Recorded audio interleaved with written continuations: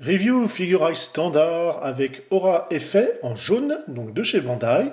C'est pour aller avec les figurines de la marque en Dragon Ball Z ou autre, mais avant tout celle-ci. Petite boîte habituelle, on voit qu'on va avoir un stand, mais également les effets, que ce soit vague d'énergie ou les éclairs. C'est un kit, donc une maquette. Alors, je vous ai déjà devancé, c'est le reste des grappes.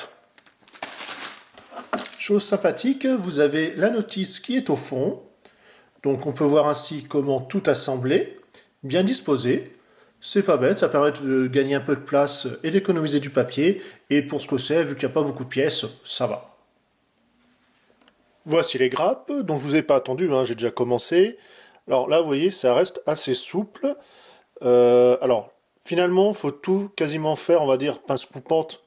Et gratter, c'est un peu plus compliqué. C'est au final, enfin en tout cas je trouve plus facile de couper vraiment bien à ras par la suite. Je vous laisse à nouveau regarder les différentes vidéos que j'avais fait sur les techniques. Mais cette fois-ci, voilà, pour couper, après, une fois que vous avez enlevé la première section, bien à ras, parce qu'avec le cutter, comme c'est souple, enfin, cutter, eh bien, comme c'est souple, c'est pas super pratique, voilà. Après, chacun fait comme il souhaite. Donc on voit que ça va être un système avec une articulation, voilà, qu'on va pouvoir placer de chaque côté pour l'allonger, etc. Les différents trous, comme ça vous pourrez positionner plus ou moins écartés la vague d'énergie et les éclairs, ou non, comme on le désire. Donc je vais continuer et je vous montre ça à la fin. Plastique transparent dit cassant, forcément, même s'il y a une petite souplesse, faites attention. Marques de grappe vont se voir également un peu plus facilement sur ce type de plastique. Un petit coup de peinture, comme la du Gundam Marker par exemple, et on y verra que du feu. Concernant le bras, alors il est articulé sans lettres. En fait, il y a juste à déboîter. Vous voyez par la forme, en fait, vous allez pouvoir positionner le cran que vous souhaitez, mais il faudra déboîter à chaque fois. Pareil pour les extrémités.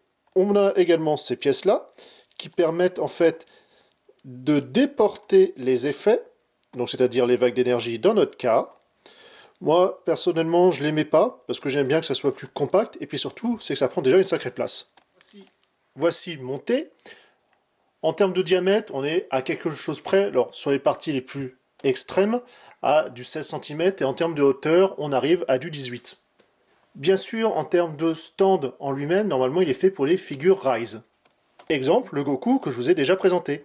Par contre, moi, c'est pas pour lui que je l'ai pris, mais la SH Figuarts Awakening de Goku, et là, ça va passer nickel, donc pas besoin d'utiliser le stand.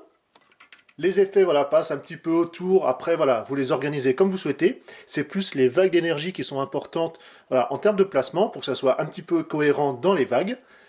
En tout cas, c'est vraiment joli. Alors forcément, comme d'habitude, les couleurs ne sont pas exactement celles qui sont préconisées, enfin en tout cas prises en photo. C'est vraiment plus jaune sur les boîtes, et en tout cas tout ce qu'on a pu déjà vous présenter.